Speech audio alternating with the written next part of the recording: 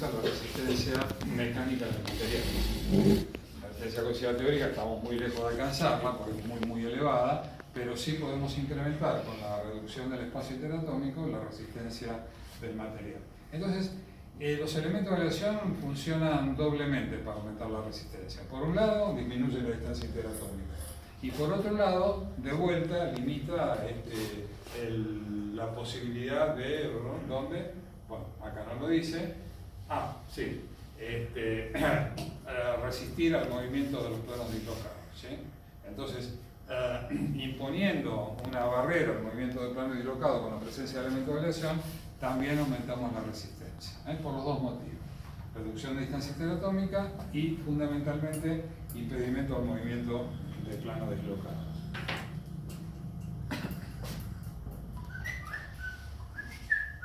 El otro modelo es aumento de la resistencia. Bueno, esto en realidad no quiere decir aumento de la resistencia, sino que quiere decir fortalecimiento. Sí. Aumento de la resistencia, no hay un sinónimo. Aumento de la resistencia. Resistencializado.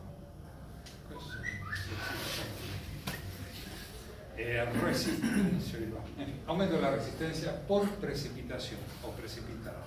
Entonces lo que buscamos acá es la presencia de una segunda fase, ¿sí? Con características particulares, hacer precipitar partículas de segunda fase que también impidan el movimiento de planos dislocados, o a través de precipitados, que son partículas mucho más pequeñas. En la medida que las partículas reducen su tamaño de segundas fases, aumentan la resistencia al límite de fluencia, fundamentalmente la resistencia al límite de fluencia. Por eso que dentro de este método de precipitación lo que conviene es que aparezcan precipitados por el tratamiento de envejecido, ¿sí? Y no precipitados de segunda fase que ya son incoherentes con la matriz. Entonces, mejor los precipitados que son coherentes con la matriz y mucho más finitos que los precipitados que son incoherentes con la matriz como segunda fase.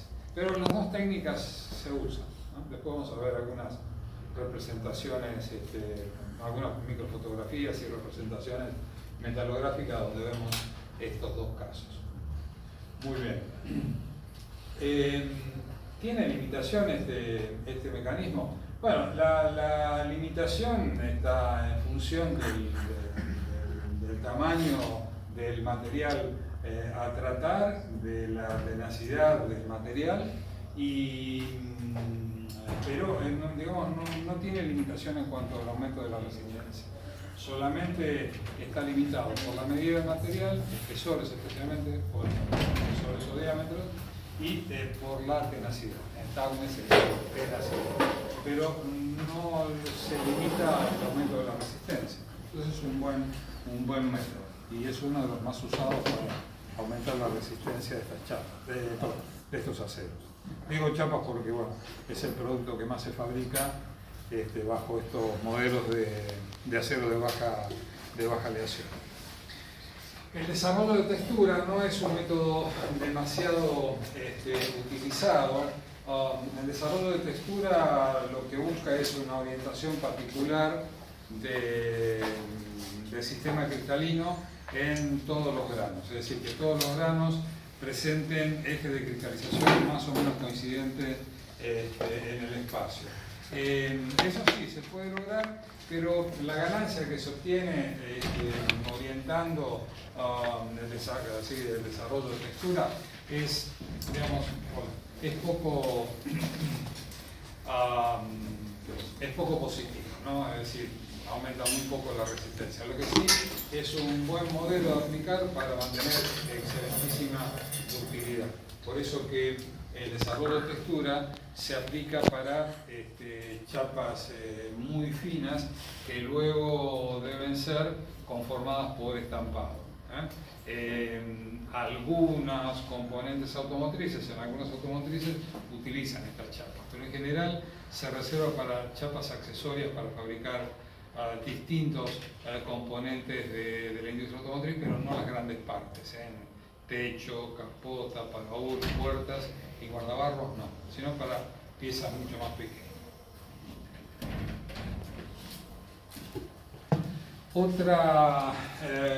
Otra forma de aumentar la resistencia es a través de lo que se llama transformación de fase. ¿Qué busca la transformación de fase? Bueno, busca justamente a través de la introducción de un tratamiento térmico junto con producir transformación de fase junto con la deformación plástica. Es decir, aplicamos un tratamiento termomecánico o mecánico térmico, ¿sí? Según la aplicación. A veces puede ser mecánico, después del mecánico térmico, después del térmico mecánico, después del mecánico térmico, es decir, secuencia de tratamientos térmicos y mecánicos para producir el aumento de la resistencia. ¿Qué tratamiento mecánico? Laminación. Fundamentalmente laminación porque se usa para productos planos, es decir, para chapas.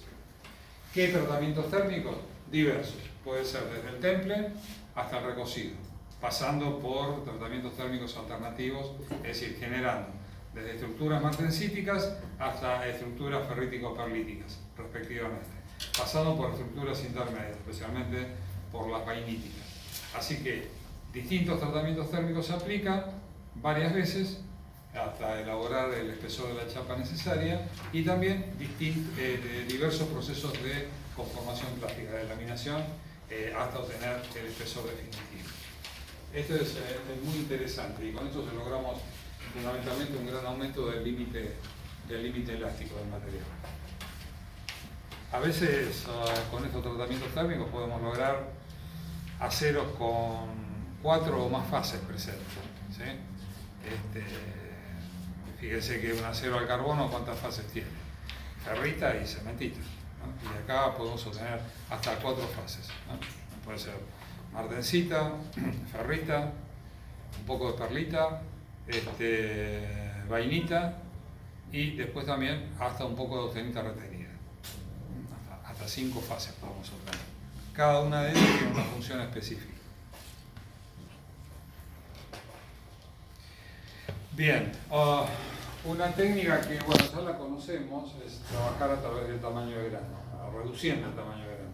Cuanto más chiquitito es el tamaño de grano, mayor es el límite elástico del material y aumenta proporcionalmente también la resistencia a la tracción. Este es el método más utilizado y tampoco tiene límite. Lo comenté algunas clases atrás, que el tamaño de grano utilizado en construcciones en general, en aceros y otras aleaciones, era un tamaño de grano número 5, 6 en general, hasta más o menos la Segunda Guerra, un poco después de la Segunda Guerra, hasta la década del 50. Después se fueron achicando los tamaños de grano, con el advenimiento de estos procesos de obtención de aceros de baja aleación, pero de alta resistencia. Hoy por hoy, el tamaño de grano, si medimos el tamaño de grano de la chapa del auto, qué sé yo, ¿vos qué auto tenés? Ojalá tuviera. Ojalá tuviera. ¿No tenés auto? ¿Vos qué auto tenés? Un Forester, no. ¿Un cómo? Un Forester. ¿Un Forester de qué? De los 27. No, te estoy preguntando un auto, no. Ferrari F36, del 2021. Tiene poca chapa porque en realidad la carrocería está hecha. Pero las chapas de los autos modernos, inclusive la batata que tiene la señora, ¿sabes qué vamos a usar? ¿Con tu auto? ¿Lo tenés acá? No. Tráelo un día y agarramos con la moladora, sacamos un pedazo de tamaño de grano de los autos así que usamos actualmente. Y vamos a observar que el tamaño de grano ya disminuyó, ya el tamaño 10, 11, 12. Recuerden que cuanto más grande es el número de tamaño de grano, ASTM o IRAM, más chico es el tamaño de grano, ¿no? Así que ya se están usando tamaño de grano 10, 11, 12, 13, muy finitos. Por eso que este método es el dominante, ¿sí? En la actualidad, es el más utilizado. Y resalté que no tiene limitaciones, El mecanismo no presenta limitaciones. Es decir, lo que les estoy diciendo, si en la década del 50 usábamos aceros estructurales y aceros para los automóviles en tamaño verano 5 y 6, y ahora ya estamos usando 10, 11, 12, 13, es decir, fíjense cómo fue disminuyendo. De tal manera que eso no tiene límite, podemos seguir achicándolo el tamaño verano. Es un proceso también termomecánico, ¿no? Tiene tratamientos térmicos y tratamientos mecánicos aplicados secuencialmente. Muy bien, ¿qué pasa con el tamaño de grano? Modifica tres propiedades importantísimas, ¿no? El límite elástico, que ya dijimos,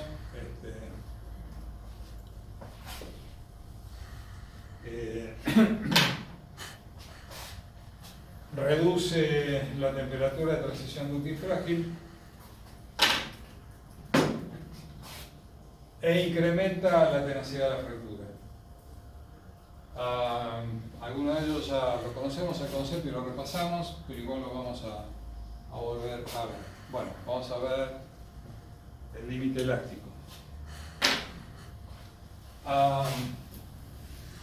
El límite elástico lo podemos observar en el ensayo de tracción, donde se representa la gráfica de variación de las tensiones y la variación de deformaciones.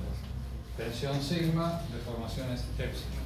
Tensiones expresadas en megapascales y epsilon, deformación específica, en porcentaje de alargamiento. Entonces, un acero de este tipo presenta una curva así, más o menos.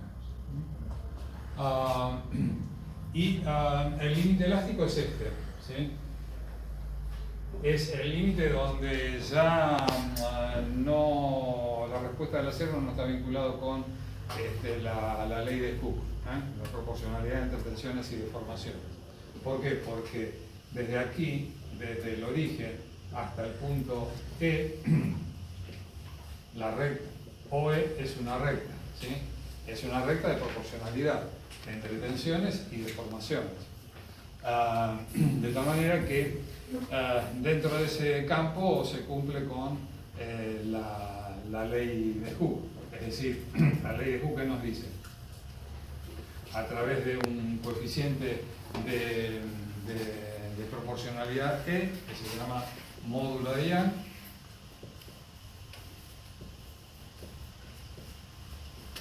que en realidad el módulo de Young es equivalente a la tangente de alfa.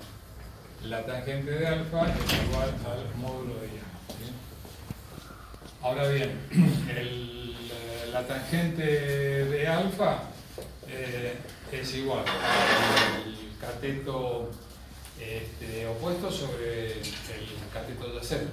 El cateto opuesto es sigma y el cateto adyacente es epsilon. De tal manera que T es igual a sigma sobre epsilon. La relación entre tensiones y deformaciones define el módulo de Young. En este entorno, entonces, el punto máximo E define el límite elástico del material, que lo llamamos límite de fluencia, bueno, porque es coincidente. El límite de fluencia y el límite elástico son coincidentes. Sigma E, límite elástico, es coincidente con el límite de fluencia.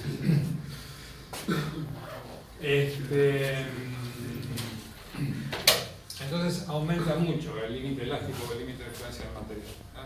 Muy importante. Esto ya está develado. También habíamos visto en algún momento que es la transición ductil frágil. Reducir la temperatura de transición ductil frágil es muy importante.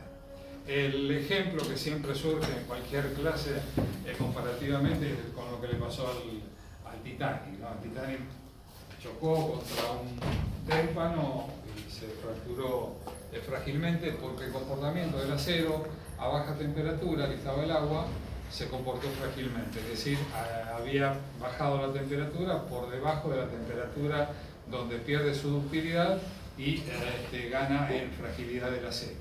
En lugar de tener una respuesta dúctil, tenía una respuesta frágil.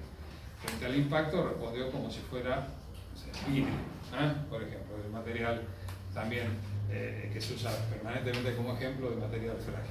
Muy bien, respondió de esa manera. ¿Eso por qué sucedió? Porque la temperatura a la cual estaba expuesto el casco del barco, era una temperatura que estaba por debajo de la temperatura de transición dúctil frágil. ¿Cómo se determina la temperatura de transición dúctil frágil? Bueno, a través de otro ensayo, si este es el ensayo de tracción, el ensayo que determina la transición dúctil frágil es el ensayo de impacto.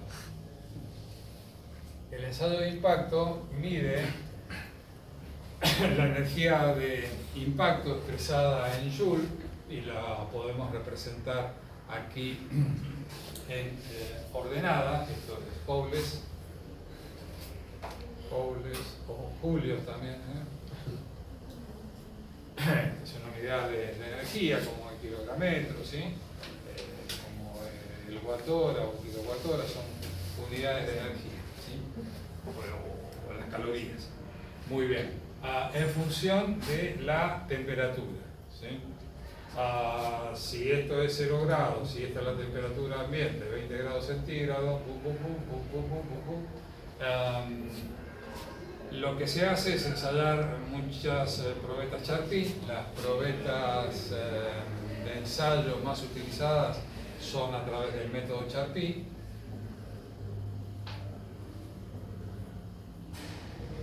El método Charpy utiliza unas probetitas que tienen varias formas, pero la más común de todas es una probeta que tiene 55 milímetros de longitud, 10 milímetros de altura y es cuadrada, 10 por 10. 10 por 10. Tiene en el centro una entallita y esa entallita es la que propicia la fractura relativamente frágil del material. Esto se hace en un péndulo, que eso lo van a ver cuando hagan curso en materia de ensayos materiales. Es un péndulo que tiene un martillo de masa M que se deja caer sobre la probetita. La probetita vamos a dibujarla así.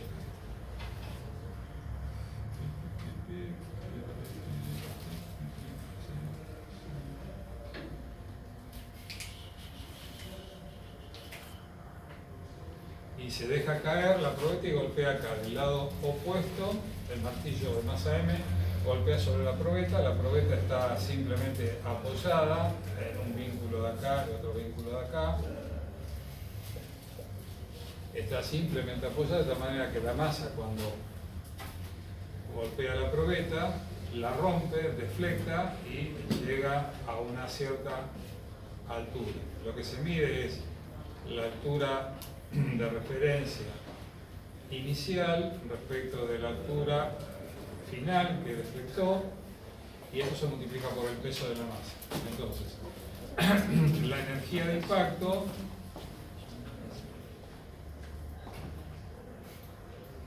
Charpy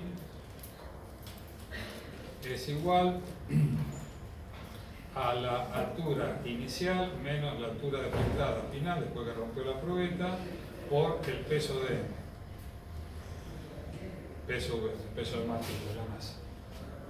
Longitud, peso, kilogrammetro, unidad de energía. Y ahora lo podemos dividir por 10 y nos dan joule.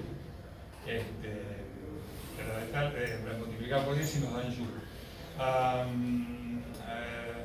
Entonces esto lo vamos trasladando aquí, vamos ensayando muchas probetas, pero lo vamos ensayando a distintas temperaturas.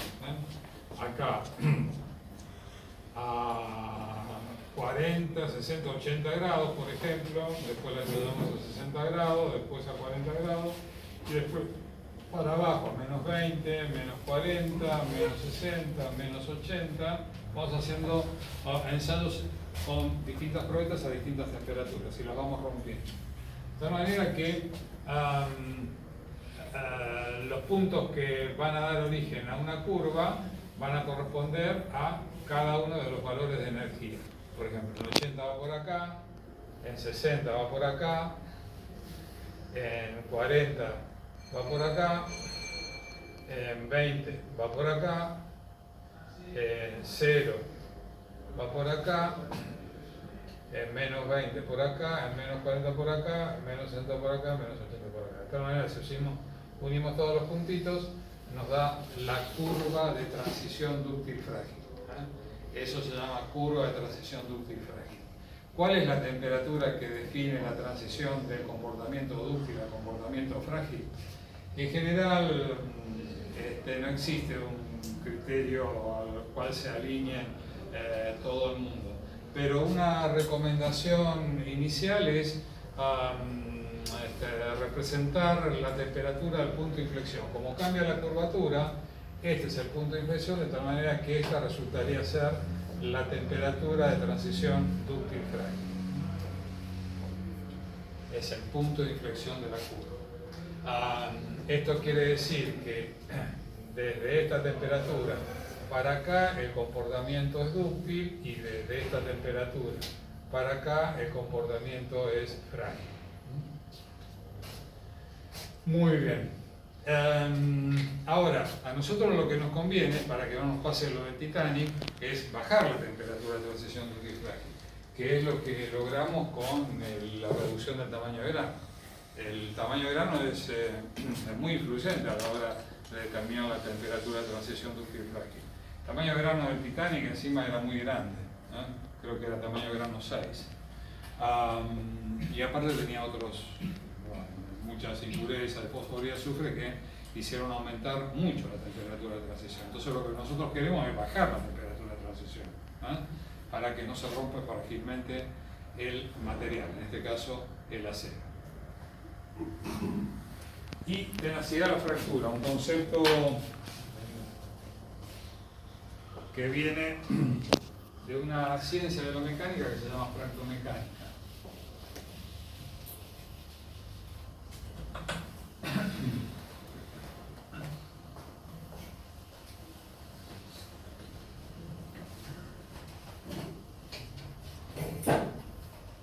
Si nosotros tenemos un material que está solicitado por una tensión externa sigma y posee una grieta que aflora la superficie,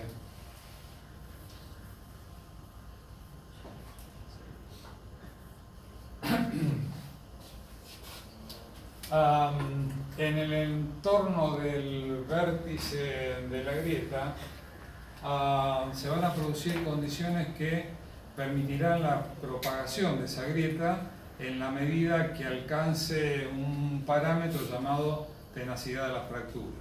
En el entorno del vértice de la grieta hay un parámetro, se llama parámetro de Irving, o el factor de intensidad de tensiones. Entonces el vértice de la grieta está dominado por el factor de intensidad de tensiones. Este factor de intensidad de tensiones, llamado muy genéricamente en todo el mundo K, tiene infinitos valores, desde 0 hasta un valor máximo que es la tenacidad de la fractura. Cuando este factor de intensidad de tensiones alcanza su valor máximo, es decir, alcanza la tenacidad de la fractura, la grieta se propaga súbitamente y se produce la rotura frágil del material, o súbita o frágil del material. ¿Qué es el factor de intensidad de tensiones? Bueno, es un coeficiente de proporcionalidad en realidad. Es un coeficiente de proporcionalidad que vincula la geometría y tamaño de la grieta con la tensión aplicada. Es un factor de proporcionalidad que vincula la geometría y dimensiones de la grieta con la tensión aplicada.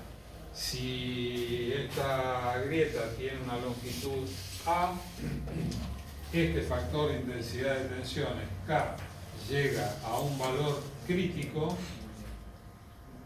cuando alcanza lo que se denomina K1C, C de crítico, ¿sí? A este factor, que es un valor intrínseco de los materiales, es decir, una cédula de identidad del material, cada material tiene su K1C, A ese K1C lo llamamos entonces tenacidad de la fractura.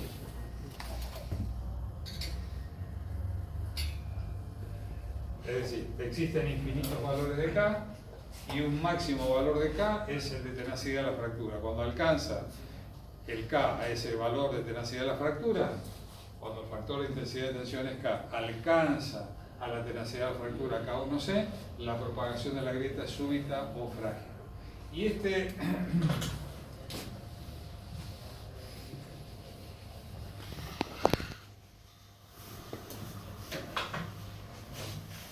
este K1C lo calculamos a través de esta ecuación. Es igual a I por sigma por la raíz cuadrada de pi por A, donde A es la longitud de la grieta, sigma es la tensión aplicada, esta sigma es esta sigma de acá, A es esta A de acá, pi es... I es un factor geométrico o de forma. Por ejemplo,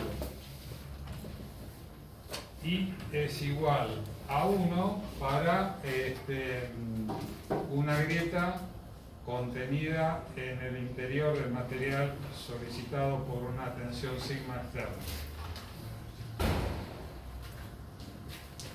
Tenemos una grieta así acá, para este caso, I vale 1. Siempre en alrededor de 1, el factor geométrico. Entonces, fíjense que este es un coeficiente de proporcionalidad que vincula tensiones y dimensiones y geometrías de la grieta. K1C es un factor de proporcionalidad que vincula tensiones con la longitud y la geometría de la grieta. Muy bien. ¿Qué es el 1? Este es 1 romano. 1, el número romano. Es, este 1 representa un modo de falla.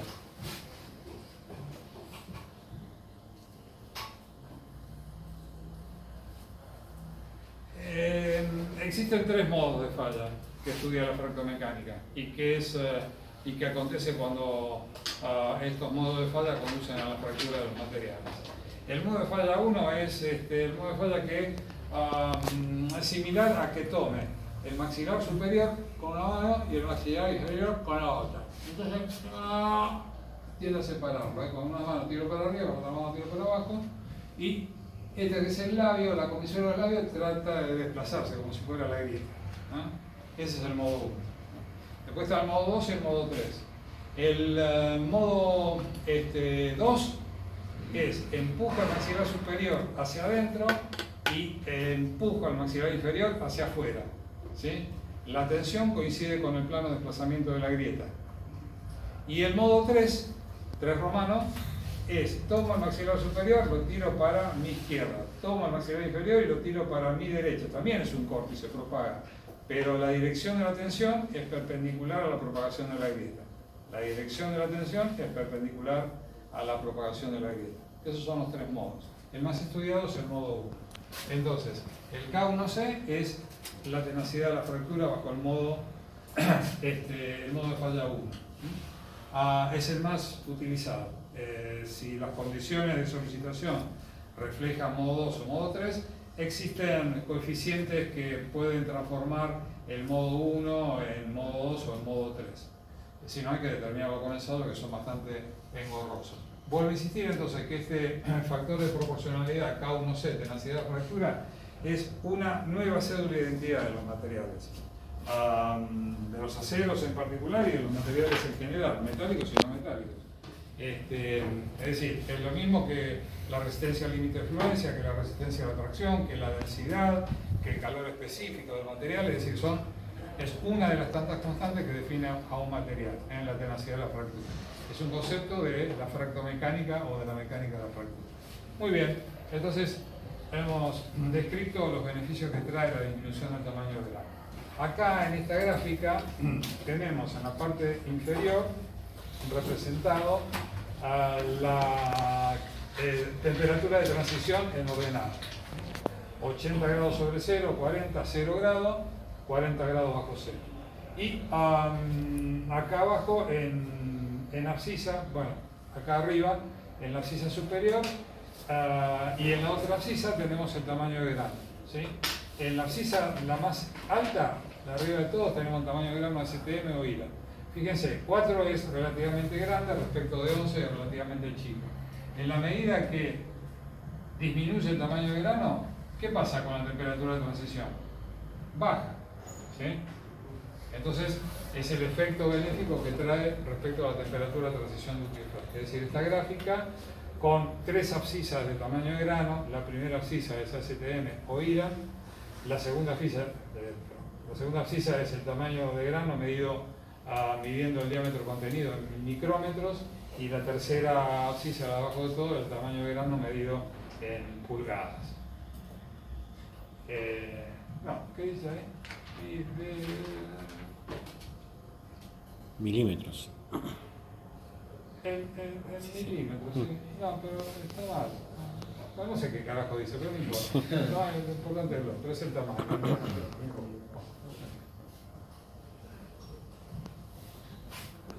¿Se entiende? Chicas, muchachos, ¿tienen bien? Profe, ¿qué dijo que pasaba cuando el K alcanzaba el K1C?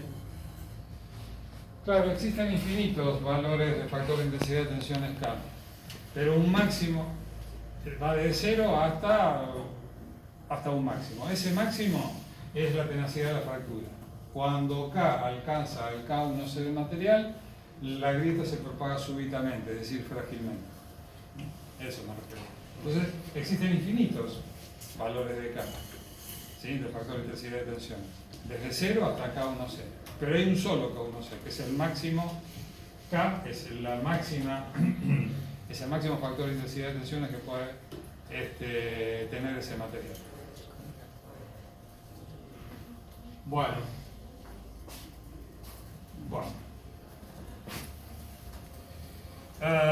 Acá vemos el efecto que produce el tamaño de los precipitados, ¿no? Acá tenemos representado el porcentaje de niobio en abscisa y en ordenada el incremento del límite de fluencia, pero esto es el incremento por encima del valor del límite de fluencia, ¿eh? Ahora se los explico mejor. Y el abanico de rectas representa el tamaño de las partículas de carburo de niobio, ¿no? NB, niobio o columbio, CB o NB, CB larga o NB larga, como está acá, es las dos formas de denominar un mismo elemento, el niobio o columbio. No es el novio de columbio, sino el niobio o columbio. Bueno, la reacción entre el carbono, que de por sí en estos aceros es muy baja, y el niobio, que también es muy baja, fíjense que los porcentajes de niobio agregados son muy bajos, producen o precipitan bajo la forma de carburo de niobio. Las partículas precipitadas de carburo de niobio bloquean el movimiento de planos dislocados y aumentan la resistencia. Cada uno de estas rectas del abanico, de las 6 rectas, representa el tamaño de los carburos de niobio. Cuando son muy grandes, el aumento del límite de fluencia es relativamente chico. Pero cuando son chiquitos, 10 angstrom, muy chiquititos, 10 angstrom es un nanómetro. Un nanómetro, un raquete chiquitito. Estamos en el orden de la distancia interatómica. Cuando estos precipitados son muy chiquititos, aumenta muchísimo el límite de fluencia. ¿Cómo tenemos que leer la ordenada? Fíjense que la ordenada va de 0 a 225, pero no es que cuando la cantidad de niobio es baja o casi nula, el límite de fluencia es 0. No, esto es el incremento por encima. Si el acero tiene 200 megapascales de límite de fluencia, con partículas de 30 micrómetros, de 30 angstrom, perdón, para 0,10% de niobio, se le incrementa en 80 megapascales, es decir, más 80 megapascales. Si tenía 200, en realidad ahora va a tener 280 el acero. Es decir, el acero sin niobio tiene un valor de límite de fluencia. El acero con niobio, que reacciona con el carbono y forma carburo de niobio, con este porcentaje de niobio y este tamaño de las partículas de carburo de niobio, incrementan en 80 megapascal los 200 que ya tenía del límite de fluencia, llevándolo a 280. ¿No? A eso me estoy refiriendo con la ordenada de.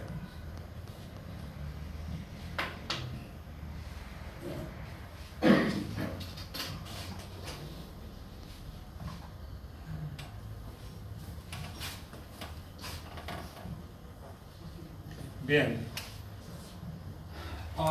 acá vemos una parte bastante central de la tabla periódica con distintos elementos que son típicos salientes de los aceros: titanio, vanadio, cromo, circonio, columbio, niobio, molibdeno, después tierras raras, rodio, renio, hafnio, tantalio, tungsteno.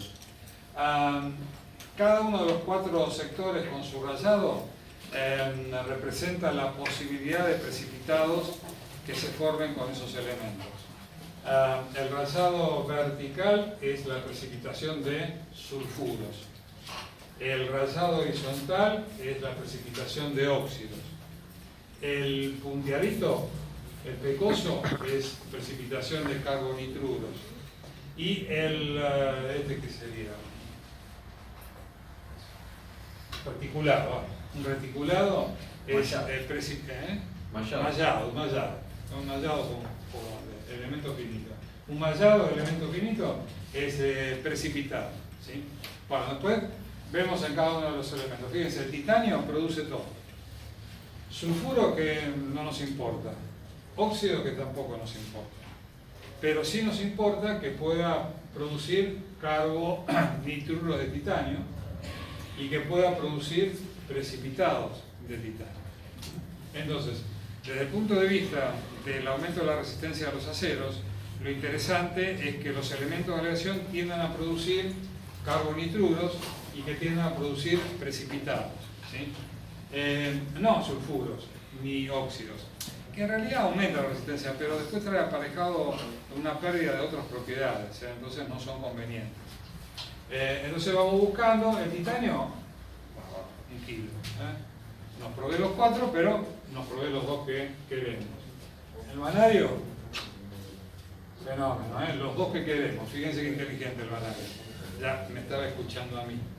Y borró acá, a veces puso blanco acá. Sí, se cagó todo. Entonces borró óxidos y sulfuros. El columbio, también, cagó. Recién lo mencionamos, como carburo de niobio de columbio. Me produce los 2 para mejorar la resistencia mía a la tracción. Entonces, como el hombre de acero. Lo único que me perjudica es la kriptonita. La kriptonita, ¿la verde o la roja? La verde. Pónganse de acuerdo, ¿verde o roja? Verde. La verde me hace mal. No, la verde y la kriptonita verde y las minas, porque las chicas Superman nunca lo ven un mariconazo. Un mariconazo. Qué bárbaro la evolución de estos personajes de televisión, de cine, de historietas. Bueno, y de esa manera vamos seleccionando lo que nos conviene. Evidentemente, vanadio, titanio, columbio o niobio, que son bastante convenientes, ¿no? Que son muy comunes como microaliantes en estos aceros, siempre por proporciones de elementos de aleación muy baja, carbono muy bajo y elementos salientes también muy bajos, por eso se lo llaman microaliados, por micro sencillamente porque la cantidad de aliante que se le agrega es muy poquitita.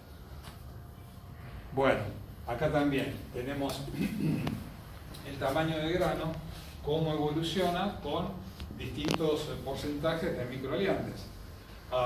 Vanadio, titanio y columbio. Bueno, los 3 clásicos que mencionábamos recién. En la medida que aumenta el porcentaje, fíjense cómo cae el tamaño de grano medido, visto al microscopio, en unidad de superficie, están viendo acá, en micrómetros cuadrados, ¿no? Es decir, miramos al microscopio, vemos un plano. Entonces, también lo podemos medir en unidades de superficie al tamaño de grano. Son fuertemente influyentes, pero fíjense la cantidad, por eso insisto, microaliantes, a lo sumo 0,12%, muy poquitito. En general están en el orden de las 5 o 6 centésimas por ciento cada uno de ellos. Y cuando se suman en total, los tres, por ejemplo, nunca superan el 0,12, 0,14%. Muy bien, acá vemos precipitados dentro de la ferrita que se formaron previamente, ya se precipitaron en la austenita a más alta temperatura. Cuando se enfría y se produce la transformación holotrópica, se transforma en ferrita y quedan los precipitados, que son todas estas manchitas negras, y estas líneas largas son el borde de grano ferrítico. Esto es una observación de microscopio electrónico de barrido a 4000 aumentos. Son muy chiquititos, necesitamos muchos aumentos para magnificarlos, para poder observarlos. Acá vemos también precipitados en granos oblongos, granos deformados en el proceso de laminación. A la izquierda, con 2000 aumentos, son granos oblongos de ferrita. Y a la derecha también son granos oblongos de ferrita, con esta orientación, pero ya con 700 aumentos, bueno, ampliado por 2 por la cámara fotográfica, pero a 700 aumentos ya se empiezan a ver los precipitados, todas estas manchitas que están dentro de los granos ferríticos. La figura de la microfotografía de la derecha corresponde a un tamaño de precipitado ya muy grande, donde la influencia se reduce en cuanto al aumento de la resistencia. ¿Se acuerdan? Había una gráfica que habíamos visto anteriormente, vuelvo para atrás. ¿Dónde estaba esta gráfica? Uy, no.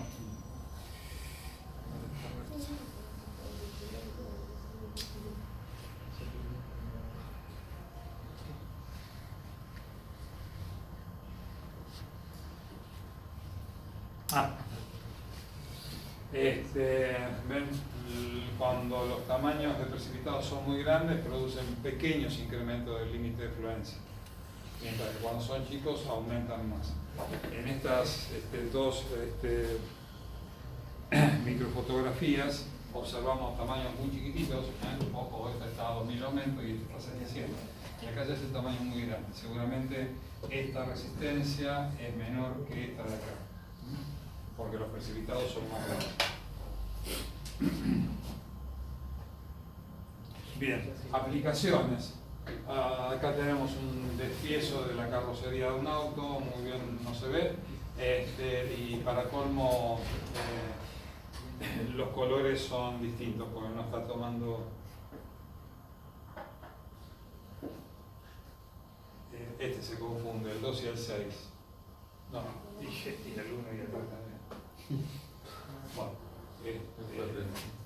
Bueno, ahora los voy a guiar un poquito con algunos ejemplos de los autos. Vamos a ver esta gráfica. Esta gráfica está representando el alargamiento, la ductilidad, el alargamiento de rotura por tracción medido a través de la iluminación, ¿sí? En el ensayo de tracción. Eso define la ductilidad. Alta ductilidad, este grupo de aceros que tiene resistencia de tracción relativamente baja. En la medida que aumenta la resistencia de tracción, representada en abscisa, la ductilidad va disminuyendo. Entonces acá en este abanico tenemos distintos tipos de acero. Por ejemplo, los aceros HSLA son High Strength Low Alloy, es decir, alta resistencia y baja aleación. Son estos de acá abajo, ¿sí? Alta resistencia, baja aleación. Son aceros que involucran a su vez a una familia. Es una familia de aceros, hay muchos aceros HSLA. Acá en HSLA encontramos el grupo más numeroso de aceros para aplicaciones en la industria automotriz. Y lo voy a buscar acá porque ahí no lo veo. Las partes, a ver. Acá HSLA está en el piso, que dice número 4. Acá. No, está mal eso. no, perdón. En el número 6 tendría que ser. Acá tenemos. Son los laterales del auto, que se bancan un golpe transversal al auto cuando te chocan de costado.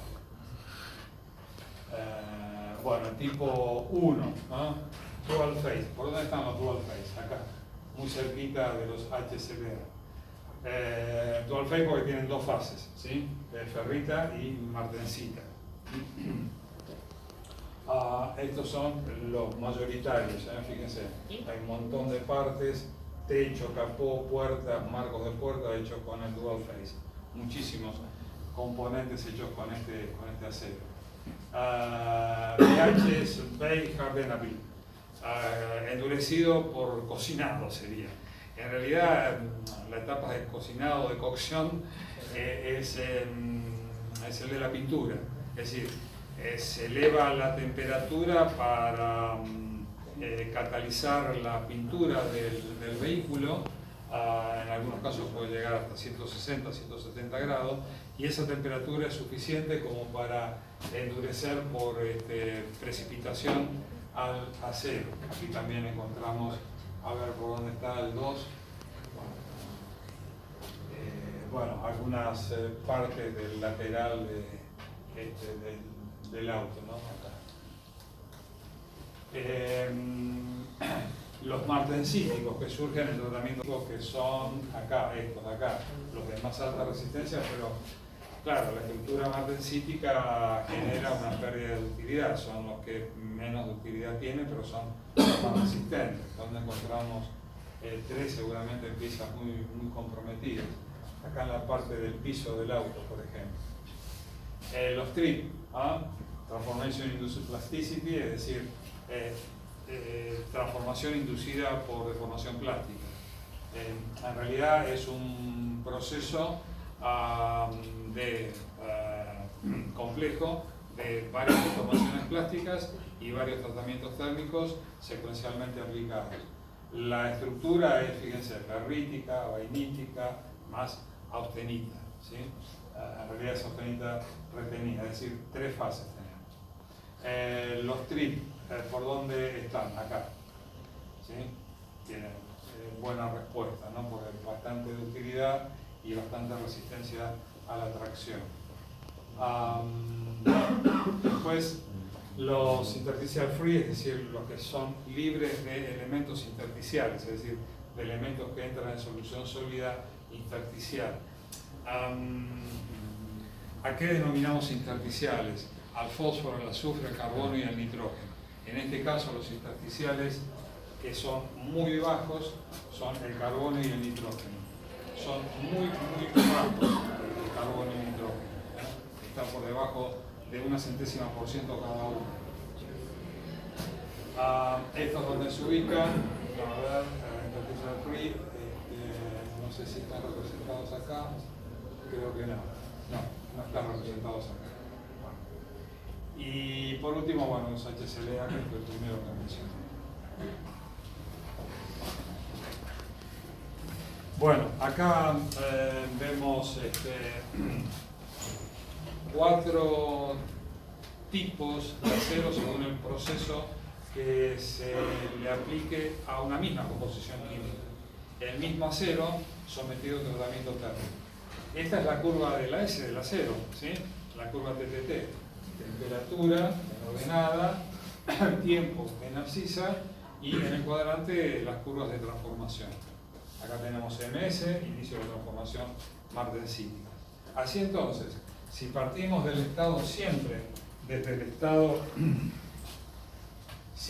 estado austenítico, es decir, austenita estable, desde acá arriba, y enfriamos abruptamente dentro del campo de la austenita inestable, nos va a producir una estructura martensítica, porque atravesamos MS.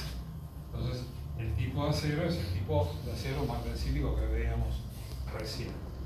Si uso una velocidad de enfriamiento del mismo estado austenítico, pero que atraviesa la curva de transformación de la zona perlítica va a producir un dual phase, es decir, dos fases, una estructura de ferrita y una estructura de perlita. Si enfriamos y mantenemos constante la temperatura en un tratamiento isotérmico, pero a temperaturas levemente por encima de ms, la transformación va a ser del tipo vainítica y obtenemos una estructura trifásica o tetrafásica, ¿sí? Fíjense, podemos obtener esta estructura o esta estructura, el tipo tri y el tipo de fase compleja. Y con los colorcitos vamos a ver qué precipita en cada una de ellas. El amarillo, austenita, retenida. ¿Sí?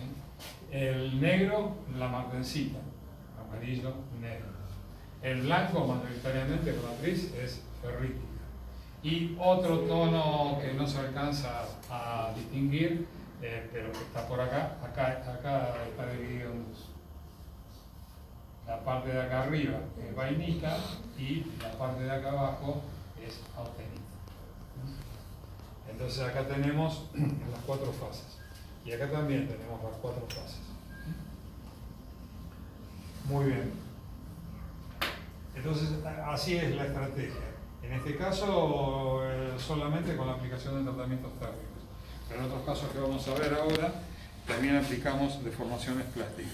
Bueno, estos son valores característicos. Fíjense, algo bastante importante, ¿no? Cómo podemos, si bien en la gráfica donde veíamos el despiezo del auto, veíamos valores de alta resistencia, fíjense que en el caso de los martensíticos podemos llegar a resistencia al límite elástico de 1250 megapascales, bueno, newton sobre milímetro cuadrado de batería.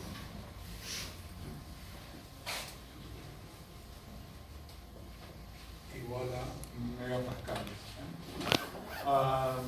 Y si tenemos como elemento el boro, en el último de los aceros, podemos superar el límite elástico, en el límite elástico los 1250 megapascales, es altísimo, ¿no? Imagínense que todavía nos queda un poquito más para llegar a la resistencia a la tracción. En general, estos aceros, estos valores del límite elástico para estos aceros están alrededor del 85 al 90% de la resistencia a la tracción. Es decir, que todavía tenemos un poquitito más hasta llegar a la resistencia a la tracción. Aceros de muy alta resistencia al límite de fluencia.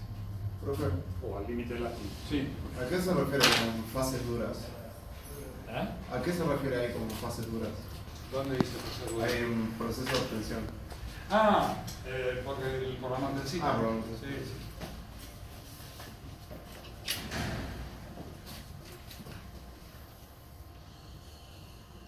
Bien, acá vemos un esquema representativo y la observación metalográfica a la derecha. El esquema a la izquierda, la representación metalográfica a la derecha. Tenemos un dual phase formado por ferrita y martensita. Ferrita, los granos más claros y más abundantes.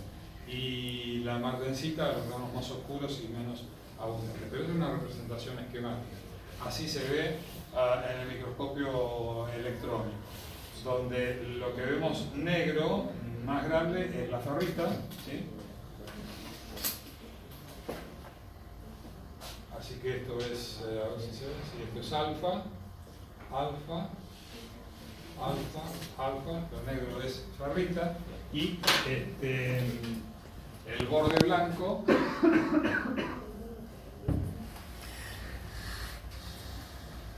es la martensita.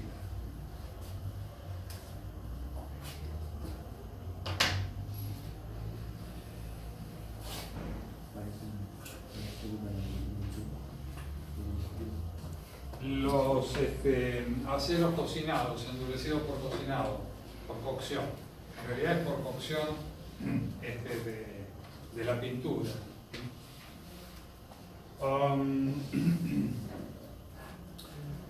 A la temperatura de 160, 170 grados, la que demanda la pintura para catalizar y endurecerse, se produce el endurecido del propio acero base por precipitación.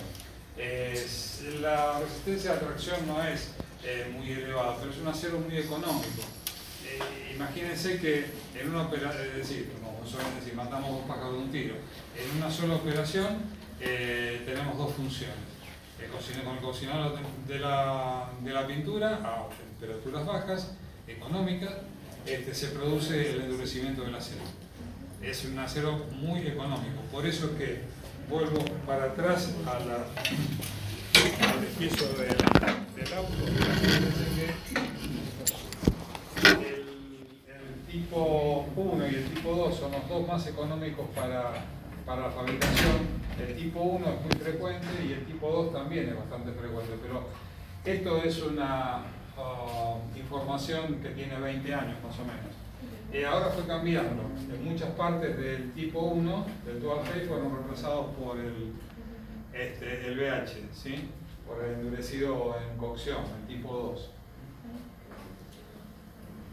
Porque es un método muy económico. Acá tenemos los más frecuentes pH. ¿Cómo se designa? Con la resistencia mínima al límite de fluencia. 180 quiere decir que este acero, 180 BH, es un acero que tiene un mínimo de 180 megapascales de resistencia al límite de fluencia o al límite elástico. Y acá tenemos los valores de resistencia para distintos aceros. La primera columna es tipo de acero, la segunda columna es la resistencia al límite de fluencia, que nosotros identificamos el límite elástico, resistencia al límite elástico coincidente con la resistencia al límite de fluencia. La tercera columna es la resistencia a la tracción. Y fíjense la ductilidad, muy elevada. La ductilidad, es decir, el alargamiento de la rotura por tracción, oscila alrededor del 30%. ¿no? Es un material muy dúctil. Y así lo vemos al microscopio, con pequeñas dispersiones en el interior del grano y fundamentalmente en el borde del grano que originan el aumento de la resistencia.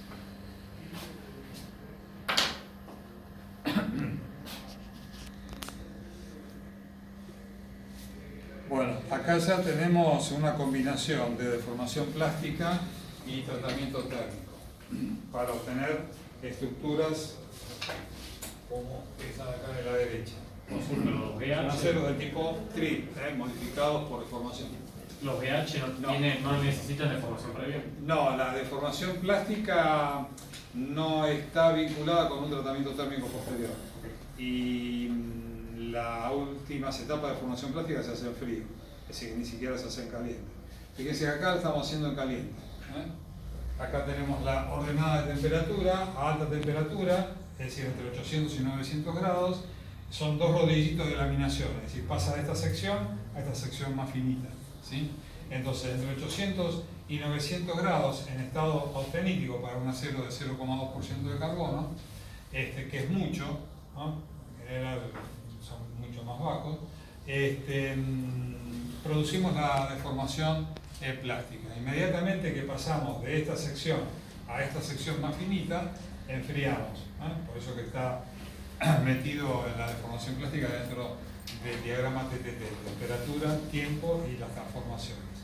Entonces, enfriamos y atravesamos el campo ferrítico y producimos cierta cantidad de ferrita, F, rodeando a los granos de austenita. ¿Por qué? Porque la ferrita va precipitando alrededor de la austenita, ¿sí? Y la austenita va disminuyendo su volumen en la medida que van apareciendo cada vez más granitos de ferrita en la transformación alotrópica. El enfriamiento continúa, quiere decir que parte de la austenita no se alcanzó a transformar, solamente una parte que se transformó en ferrita, y aquí realizamos el enfriamiento. Cuando llegamos en el orden de 350 a 450 grados, es decir, en el orden de la temperatura MS, el inicio de transformación martensítica, un poquito por encima, ahí enfriamos y arrollamos la bobina de chapa, que es esto, ¿no? Y acá empieza a precipitar vainita, pero puede precipitar también martensita, porque estamos en el umbral de MS, entonces producimos la precipitación de vainita y de martensita. A veces es preponderante en cantidad la vainita, a veces es preponderante la martensita. En general, lo que se busca es que sea preponderante la vainita sobre la martensita.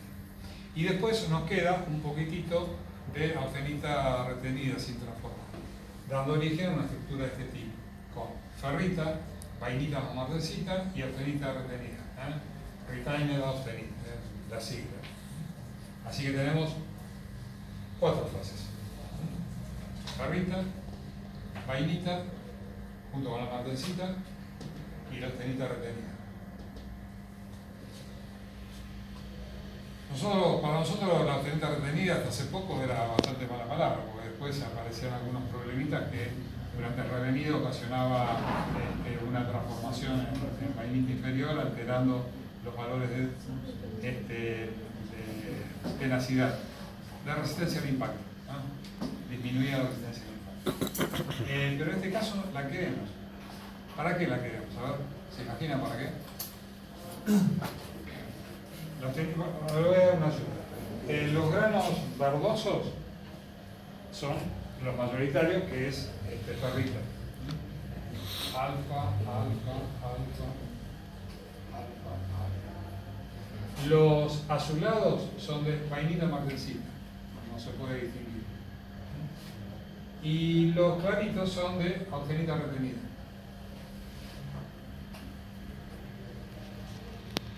Gamma R, bueno, RA, bueno, acá dice RA.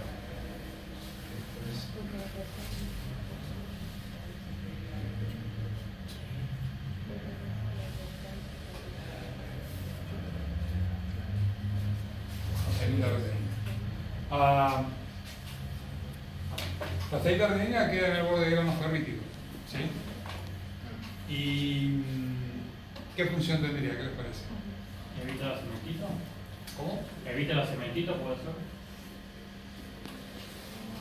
Evita la cementita. Es parte de la solución, sí.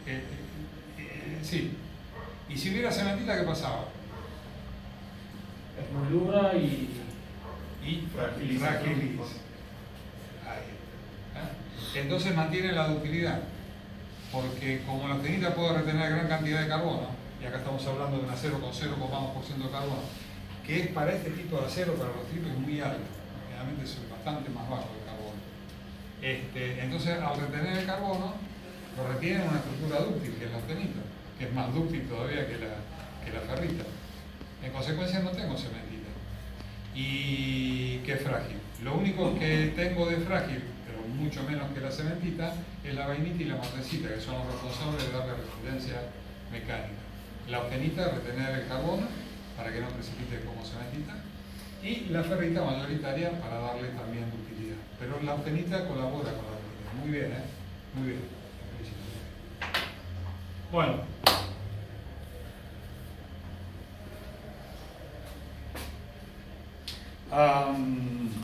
Acá tenemos, mire, también deformación plástica, ¿no? En 3 etapas. Esto es muy interesante, los dibujitos tal vez no se entienden al principio, pero ahora los vamos a desglosar. Es muy interesante el ciclo. Estamos representando temperaturas ordenadas y el tiempo. Lo que pasa que en realidad el tiempo en escala logarítmica, ¿no? Esto es bastante más largo. Bueno, pero no importa. Temperatura en ordenada, tiempo en abscisa. No es el diagrama TTP, es solamente temperatura y tiempo, observando cómo son las transformaciones estructurales. Partimos de alta temperatura, un tamaño de grano grande y equiaxial, austenítico. Este campo es de austenítico. Deformamos plásticamente, ¿no? Pasamos por un tren de laminación. Nos queda el grano oblongo de austenita. Como la temperatura es alta, recristaliza automáticamente, pero al recristalizar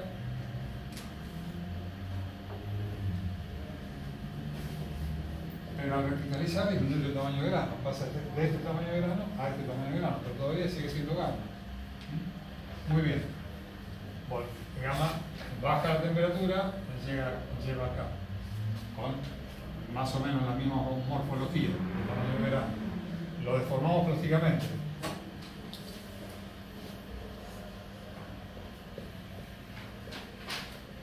Grano alargado, oblongo. Y acá suceden tres cosas según el rango de temperatura de la fase 2. Esta es la fase 1, que ya la pasamos, ahora estamos en la fase 2 y por último nos va a quedar la fase 3. En la fase 2 vamos a tener distintas estructuras, tres variantes de estructura según la temperatura en el rango de la fase 2. Si dentro del rango de la fase 2 las temperaturas son más elevadas, el tipo de grano va a ser este.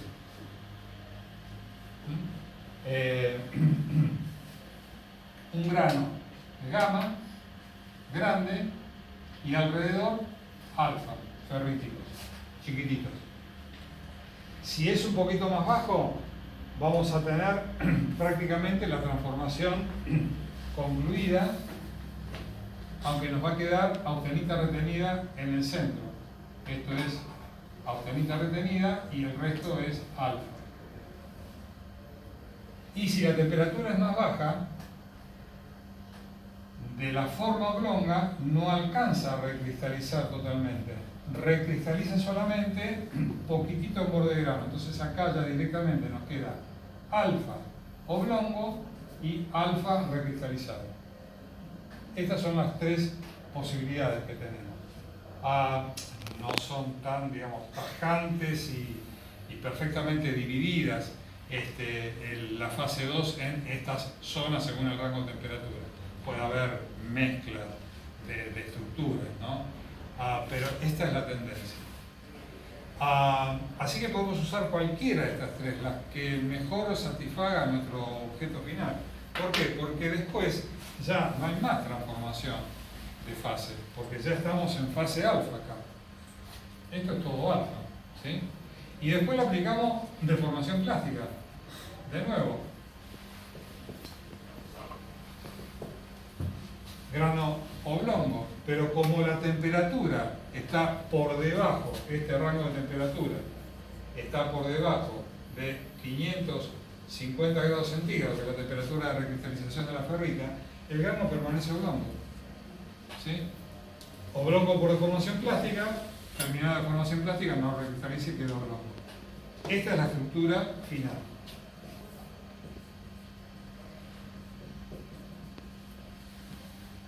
Ahora fíjense cuántas deformaciones plásticas aplicamos.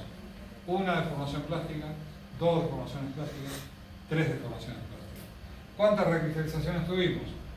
Una recristalización acá, otra recristalización acá, dos y nada más, dos recristalizaciones. ¿Por qué? Porque de la última deformación plástica la temperatura remanente es insuficiente porque está debajo de 550 grados, es decir, de la temperatura de recristalización de la ferrita.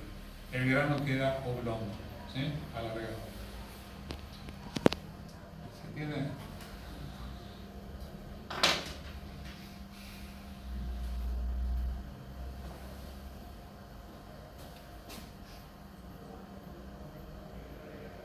Bien, este es otro proceso análogo, no lo vamos a ver, aparte falta información. Bien, los aceros que habíamos mencionado libres de intersticiales. ¿Se acuerdan que intersticiales son 4 elementos que acompañan a los aceros? De esa manera se designa exclusivamente para estas aleaciones, para los aceros. Intersticiales son fósforo, azufre, carbono y nitrógeno. En este caso lo que interesa son el carbono y el nitrógeno.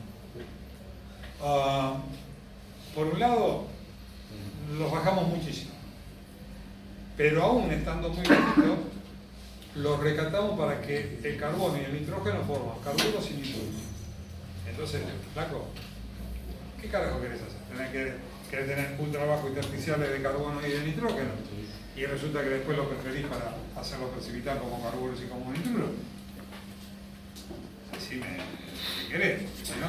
Parecería que fuera desafiante, ¿no? Porque parecería que que está buscando de ultrabajos intersticiales, pero por otro lado los estás aprovechando. No, lo que pasa es que hay que imponer un límite en cuanto a la cantidad presente. Es ultra bajo intersticial, no quiere decir que estén sin intersticiales de carbono y nitrógeno. ¿Por qué intersticiales? Porque el fósforo, el azufre, el carbono y el nitrógeno entran en solución sólida intersticial, en los intersticios de la red. Porque justamente son 4 tipos de átomos muy chiquititos, ¿eh? De diámetro de radio atómico muy chiquito, ¿sí? Muy bien, entonces entran en los espacios interatómicos del solvente, como soluto dentro de la red de solvente. Entonces, en los intersticios entran. Bueno, fíjense qué cantidad de carbono y nitrógeno son los ultrabajos intersticiales. Bueno, acá habría que agregarle ultrabajo intersticial, ¿no? O intersticial free, bueno. La suma de carbono y nitrógeno menor a 30 partes por millón es bajísima. 30 partes por millón son 0,003 milésimas. 0,003%.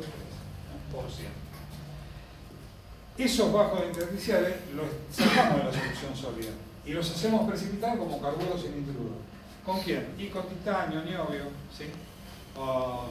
Que son los más habituales. Vanadio, eventualmente, que falta acá, pero también es titanio, niobio y vanadio. Son los típicos elementos con los que se forman carburos y nitruros en estos aceros. ¿Para qué sirven estos carburos y estos nitruros? Traban el movimiento de las dislocaciones, impiden el movimiento de las dislocaciones. Bloquean el movimiento de las dislocaciones, con eso aumenta mucho el límite elástico. Esa es la estrategia.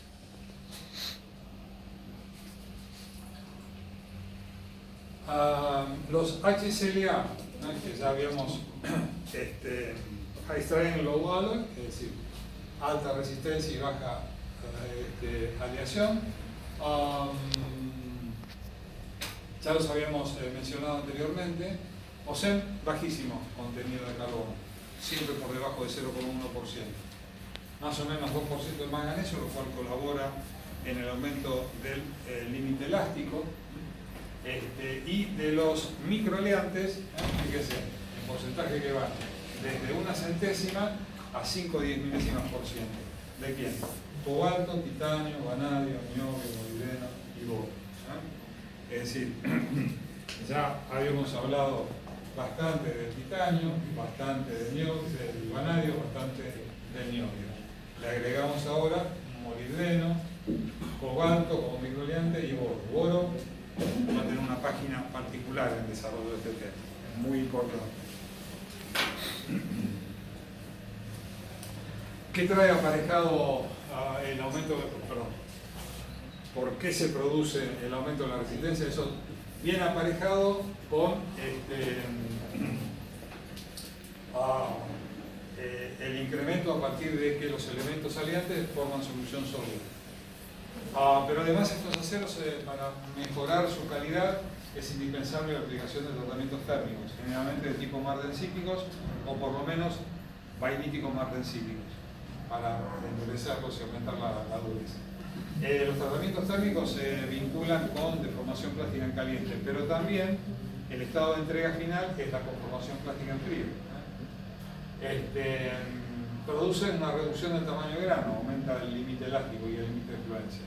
Y la densidad de dislocaciones lo que hace es apilarlas en borde de grano con grano pequeño, entonces aumentamos más todavía el límite de fluencia o el límite elástico. Muy bien. ¿En qué lo usamos? Bueno, los trenes nuevos que están circulando, el Roca, por ejemplo, la parte de abajo del Roca, gran parte de la construcción de los bogies y de la estructura de soporte de los vagones y los trencitos está hecho con HCLA, ¿sí? Fabricación china. Puentes chiquitos, medianos y muy grandes. Hay un puente hecho con gran parte de HCLA en Francia, que tiene una longitud de 40 kilómetros que atraviesa un valle, y en China hay uno que tiene unos 60 kilómetros que atraviesa otro valle, ¿Por qué? Porque para ir de un punto a otro tenía que hacer tanto en Francia como en China, digamos, geografías parecidas, tenía que hacer 200, 300 kilómetros en uno y en otro lugar. Entonces decían, vamos a pasar por aquí. Igual que las decisiones que hacemos en Argentina, tenemos que ir a Uruguay. Yo, como soy cajetillo, yo verané en Punta del Este. Flaco, me hice un puente. ¿Conocen el puente que cruza el Uruguay? De acá por la costa de Quilmes. ¿No lo conocen? No, porque no van a la costa de Quilmes. El de Francia, no recuerdo las localidades, y el de China, están hechos con HSL. Todos, bueno, columnas, recipientes a presión, hechos con HSL. También, muy importante. Y recipientes a presión y otras aplicaciones como están acá requieren soldadura. Estos aceros tienen excelente soldabilidad. En general, en el diagrama de Graville lo ubicamos en la zona de fácil soldabilidad. Bueno, muy bien. Acá tenemos otro proceso. Miren qué interesante, qué lindo este proceso del HCl. Ordenada de temperatura.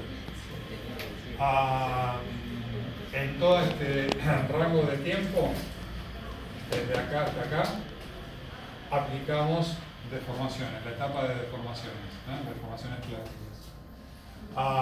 Deformamos y se autorrecristaliza porque la temperatura es muy alta. Partimos de un tamaño de grano de entre 100 a 200 micrómetros de diámetro y llegamos a un diámetro de 30 a 40 micrómetros. Reducimos a un 25% más o menos. Volvemos a deformar y no recristalizamos, no alcanza a recristalizar. ¿Por qué? No es que la temperatura sea insuficiente para recristalizar, porque sí es muy alta, y al hacer de base ferrítica o de matriz ferrítica, que recristaliza a 550 grados, a 900 grados, o un poquitito menos, seguro que recristaliza. Lo que hacemos, después de formar plásticamente en estado de grano oblongo, sin recristalizar, ¡pum!, lo mandamos al medio de enfriamiento. Acá hay representadas 4 variantes, 4 medios de enfriamiento. Un medio de enfriamiento brujo que produce una transformación martensítica. Entonces, los granos siguen siendo oblongos, parece como si fuera un pan flauta, como que se morfó este turro, ¿no? Y el turro no me convidó a la bandejita vacía. Anotalo, bajar un poco. Enfriamiento brujo, transformación martensítica. Este pan precipita bajo la forma martensítica. Menos brujo, atraviesa la nariz vainítica, produce una estructura de vainita inferior, ¿sí? Y martensita combinada. Velocidad de enfriamiento más lenta, medios de enfriamiento de menor severidad de temple, enfría más lentamente. Producimos también de vuelta grano, sigue siendo oblongo, ferrítico vainítico, vainita generalmente en este caso superior, y enfriado al aire, más bajo enfriamiento, ferrita y perlita. Pero siempre manteniendo el grano blanco. Entonces, etapa de deformación plástica en caliente y etapa de transformación por tratamiento térmico. Pero lo interesante es que después de la segunda, a veces pueden aparecer más de 2 deformaciones plásticas, 3, 4, eso según el objetivo que estamos persiguiendo, inclusive el espesor que estamos persiguiendo como producto final. Pero después de la última deformación plástica en caliente, en estado austenítico, enfriamos rápidamente, sometemos a un enfriamiento en distintos medios de enfriamiento. Pero, ¿para qué? Para impedir la recristalización y que el grano nos quede oblongo. Fíjense que los cuatro medios de enfriamiento con distintas estructuras se mantienen dentro de la estructura oblonga, de grano alargado. ¿Por qué? Porque el grano alargado tiene sus connotaciones. Y la connotación más importante es la anisotropía. El producto obtenido de esta manera es anisotrópico, es decir, es una plancha, como si fuera esta mesa, en la dirección de la laminación, que es la dirección longitudinal, tiene una resistencia muchísimo más elevada que en la dirección transversal, por este eje o en la otra dirección, en forma vertical, tiene otra resistencia todavía más baja. Entonces la aplicación tiene que reflejar la anisotropía. Ayer,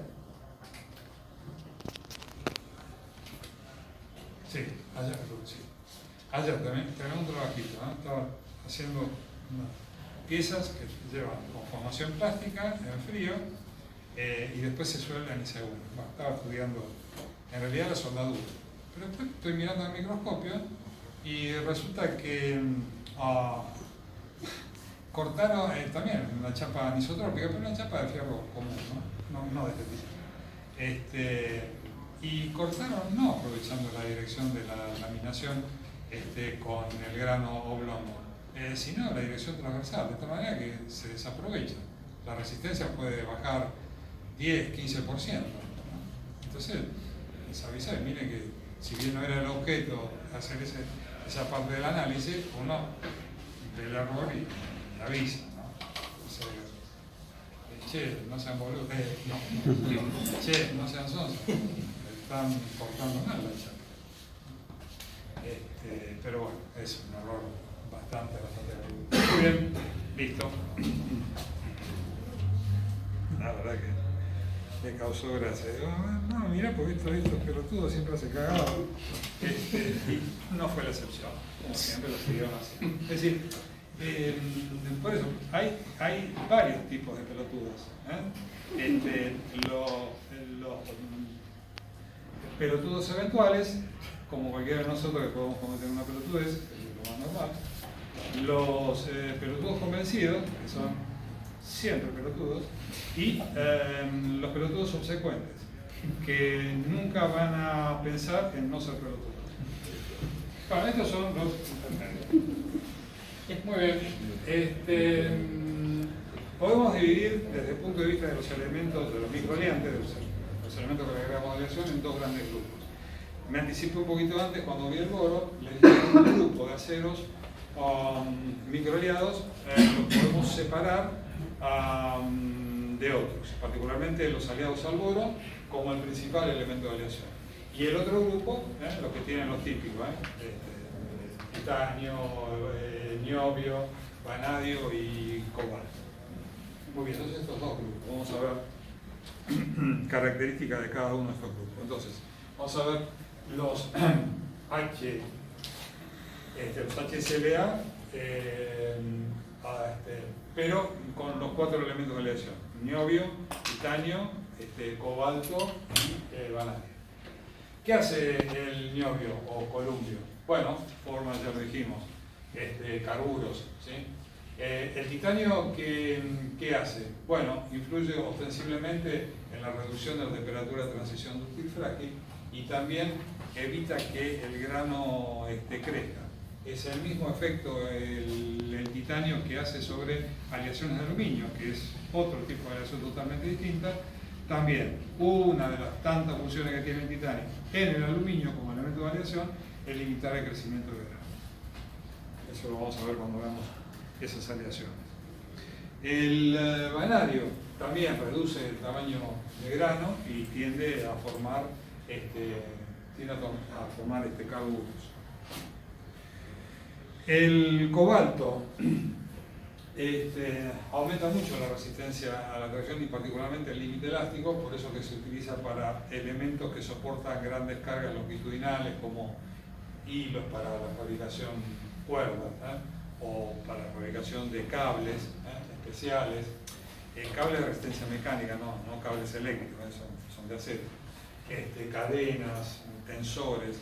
Una aplicación en los automotores son cables de embrague y de las palancas que mueven eventualmente a las cajas de cambio, y el cable de embrague se suelen fabricar con HClA aliados entre otros con cobalto.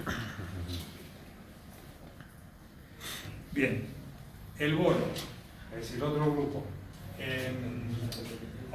es un metaloide en realidad, porque está mirando la tabla periódica o de acá arriba a la derecha, ¿sí? Es un metaloide, puede funcionar o digamos como metal, o no sé decirlo de otra manera, puede ligarse con otros elementos metálicos a través de un enlace metálico o a través de un enlace mixto o a través mixto, covalente y metálico, o a través de un enlace covalente con los elementos que están más hacia la derecha de la tabla periódica. Entonces tiene bastante versatilidad o posibilidades. Primero vamos a destacar un aspecto, es la influencia sobre la templabilidad. ¿Qué es la templabilidad? La templabilidad es el tema que vamos a desarrollar la clase que viene. La templabilidad es la capacidad que tiene un acero de incorporar hacia su núcleo estructuras martensíticas. A eso llamamos templabilidad. ¿Qué pasa? Cuando enfriamos el acero, la periferia se enfría más rápido que el núcleo. Y como la velocidad de enfriamiento es variable entre la periferia y el núcleo, cada una de las curvas de cada uno de los puntos del radio hasta llegar al centro van a tener distinta velocidad de enfriamiento. De tal manera que las curvas de enfriamiento que están hacia el centro del acero, especialmente para secciones grandes, es muy posible que no atraviesen MS y no produzcan estructuras martensíticas, sino que atraviesen la nariz ferrítica o la nariz vainítica y produzcan otras estructuras. Para modificar eso, entonces se le agrega boro. ¿Y el boro qué hace? Corre literalmente las curvas de la S hacia la derecha, dando más espacio para la penita inestable, de esta manera que la periferia y el núcleo puedan enfriarse con distintas velocidades de enfriamiento, sí, pero todas esas velocidades de enfriamiento atraviesen MS, es decir, produzcan estructuras martensíticas en periferia y núcleo. Muy bien, esa es una función muy importante del boro. Desde el punto de vista de los HSLA, de estos aceros, el boro tiene otra función, ¿no? Entonces despejamos eso, y fundamentalmente en este caso el boro tiende a formar nitruros y también óxido de boro, que no ayuda mucho porque el óxido de boro perjudica, hay que tratar de hacerlo precipitar como nitruro. Para evitar la formación de óxidos que trae aparejado un incremento de la fragilidad, entonces hay que hacer un afino metalúrgico durante el proceso de elaboración del acero muy fino, tratando de desterrar el oxígeno disuelto en el acero para, entre otras cosas, no se combine con el boro y forme óxido. Pero sí nitruros, estos son los convenientes, nitruro de boro, esos son los que garantizan un aumento de la resistencia. Hay que tener en cuenta que el contenido de boro no debe exceder las 5 milésimas%. Fíjense el porcentaje bajo del que estamos hablando, muy bajo contenido de boro. ¿Por qué? Porque en la medida que crezca el porcentaje de boro, aumenta mucho la fragilidad, ¿no? Es decir, reduce la resistencia al impacto Charpy que estamos viendo por ahí cuando estamos explicando transición ductil-frágil. Así que hay que tener cuidado con eso. El boro empezó a incorporarse en los aceros hacia fines de los 70, principios de los años 80. También Japón, como siempre, líder en esos desarrollos, empezó a incorporar boro para aumentar la templabilidad de los aceros. ¿Qué pasa? Los aceros de los autos se reciclan y van a los convertidores. Los convertidores generan nuevos aceros con los cuales se van a fabricar nuevos autos. Y también otros tipos de materiales. De tal manera que a través de las últimas décadas, el contenido de boro, como es muy pequeño, algunos no lo determinan, a otros lo determinan muy mal, porque los patrones para los equipos de análisis químico, que son la absorción atómica, o de espectrometría en realidad, no llegan a captar estos valores. Bueno, ahí es la transparencia anterior, 5 milésimas%. Entonces pasaba de largo. Bueno, hasta que después empezaba a causar problemas porque aumenta la temperatura de transición ductil-frágil y disminuye la resistencia al impacto. Así que, bueno, ahora ya se conoce la existencia de boro, los beneficios que trae, pero las complicaciones si supera ese porcentaje. Bueno, Muy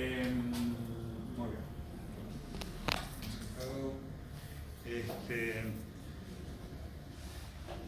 Esta transparencia tendría que haber explicado un poquitito antes. Dijimos que aumenta la templabilidad, ¿es cierto? Dijimos rápidamente lo que es el concepto, lo vamos a ver en la clase que viene. Desde el punto de vista de aumentar la templabilidad, aparecen variantes de acero donde incorpora un boro para aumentar la templabilidad. Y se identifica con la B en el medio, antes de las dos últimas cifras que representan divididos en el porcentaje de carbono nominal. Entonces, 15B41 es igual a un acero 1541, pero en este caso tiene boro. ¿En qué porcentaje? Nunca supera las 5 milésimas por ciento. ¿Y eso para qué es?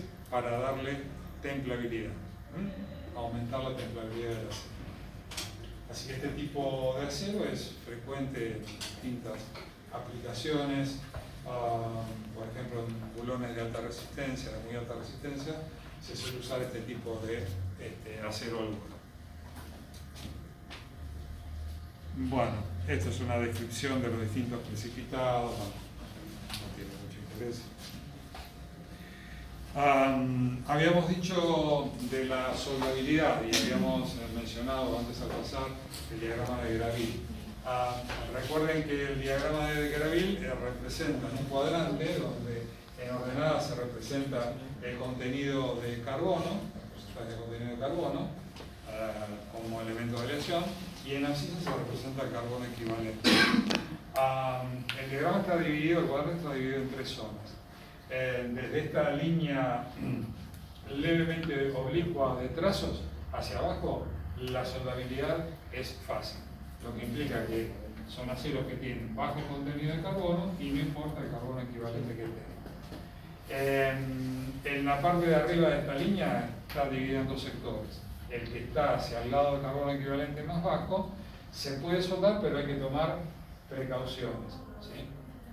Y el de la derecha es muy difícil de soldar porque tiene alto carbono y alto carbono equivalente. Y acá están ubicados distintos tipos de acero de HCLA. Están identificados según la norma ASTM y el año aproximado de su aparición. Así, el acero de referencia es el acero dulce. El mild steel es acero dulce. ¿Sí? El acero dulce que surge en la década de 1950, después de la Segunda Guerra, que era el acero utilizado para los automóviles, carrocerías, chasis de automóviles, está ubicado aquí. Se puede soldar con ciertos recaudos.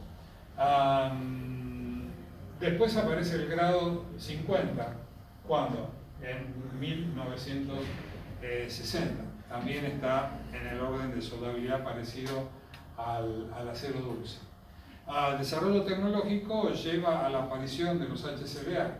El grado 70, que aparece en 1980, es un HSLA. Y el grado 100, que aparece en los años 90, también. Entonces fíjense cómo se logra, a partir de reducir el contenido de carbono, mantener muy alta resistencia mecánica, pero facilitando la soldabilidad, cosa que los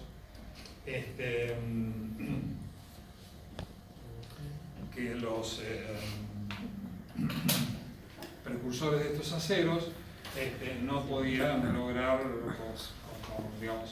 con su composición química y sus características estructurales. Muy bien.